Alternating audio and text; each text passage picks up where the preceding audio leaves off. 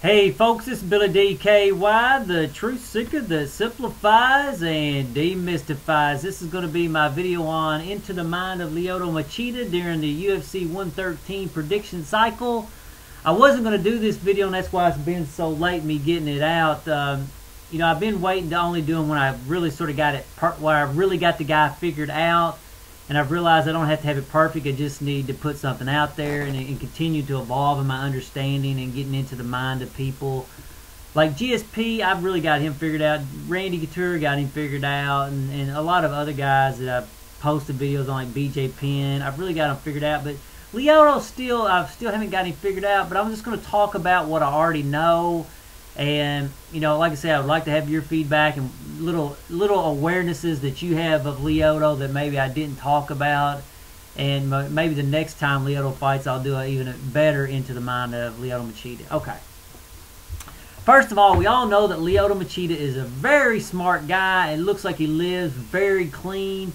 He fights like I play poker, which is very smart. He's not scared, but he ain't aggressive.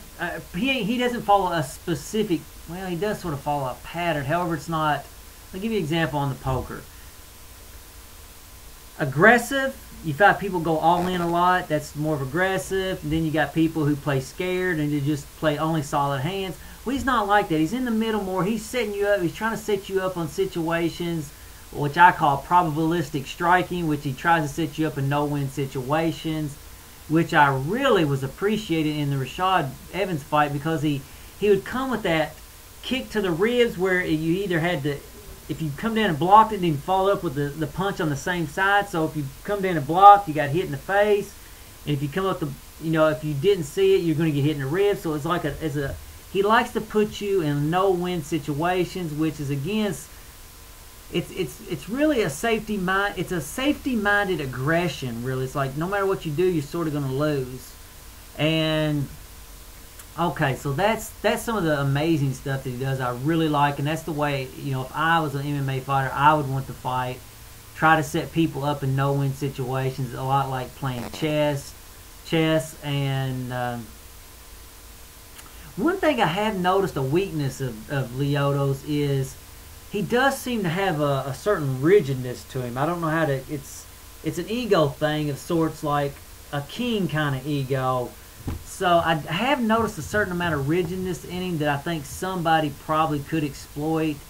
And be honest with you, the way Shogun fights, if he got him on the ground, he may be able to exploit it. And I think we've seen that too in the Tito Ortiz versus Lyoto Machida fight. Tito got him in that.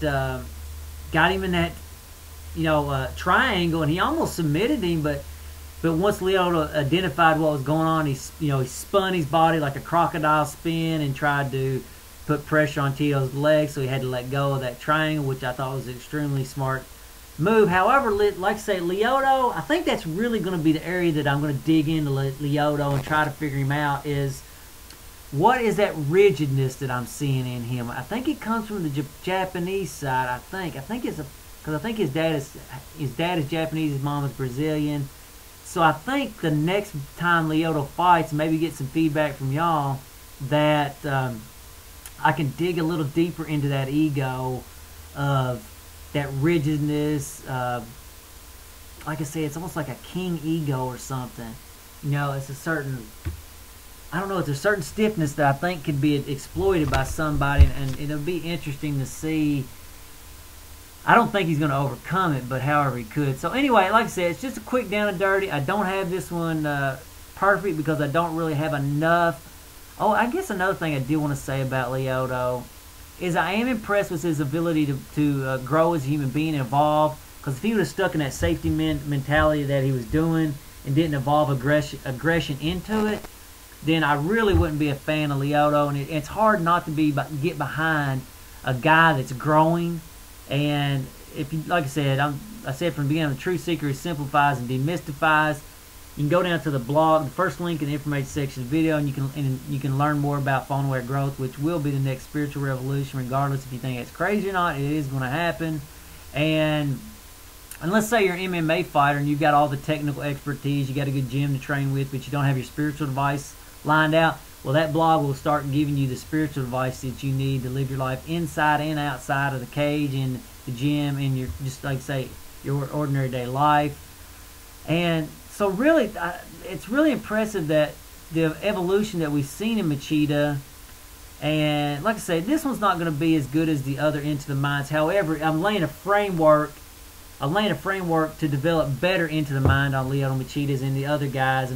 And if you have requests, I probably will start taking more requests on Into the Mind. I've been sort of lackluster on wanting to do it because, like I said, I wanted it almost perfect. And what I've learned is it's better to focus on doing better, not necessarily perfection. So I'm willing to do less than optimal Into the Minds now and get feedback from people, and maybe I can, you know, evolve it. And if you go look at that blog, you'll see that the first principle is apply yourself. So I'm willing to start applying and getting into these fighters' minds a little better. And the second step is what I really want to talk about. Our second principle is baby steps.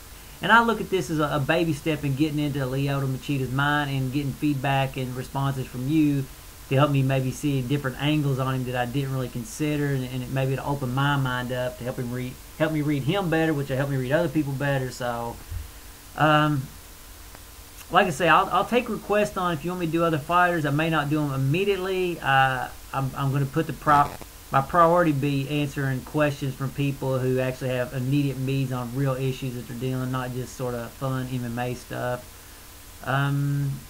Until the next video, later folks.